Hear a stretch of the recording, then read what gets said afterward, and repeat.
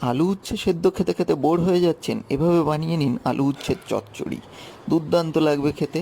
উচ্ছেগুলো ছোট ছোট করে কাটুন, কেটে কড়ায় তেল দিয়ে এভাবে ভেজে নিন। ওপর থেকে একটু নুন ছড়িয়ে দেবেন ভাজার সময়, তাহলে তাড়াতাড়ি সেদ্ধ হয়ে যাবে। ঢাকা দিয়ে দিন প্রয়োজন পড়লে। এরপরে এর মধ্যে অ্যাড করে দিন 3টে কাঁচা লঙ্কা আর একটু 5 ফোড়ন। কাঁচা লঙ্কা ঝালের জন্য আপনি এর থেকে বেশিও দিতে পারেন, এটা আপনার চয়েস। আমার এখানে একটু শুকিয়ে গেছিলো বলে একটু তেল দিয়ে দিলাম। তো এরপরে কাটা আলুগুলো ছড়িয়ে দিলাম। আলুগুলো ছড়ানোর পর ভালো করে এটাকে ভেজে নেবেন। আর ওপর থেকে ছড়িয়ে দিন কিছু পরিমাণ হলুদ গুঁড়ো এবং স্বাদ অনুসার নুন। এরপর একটু ঢাকা দিয়ে দিন, তাতে আলু উচ্ছেগুলো ভালো মতো সেদ্ধ হয়ে যাবে। আলু উচ্ছেগুলো সেদ্ধ হয়ে গেলেই আপনার আলু উচ্ছের চচ্চড়ি রেডি। এবার গরম গরম পরিবেশন করুন।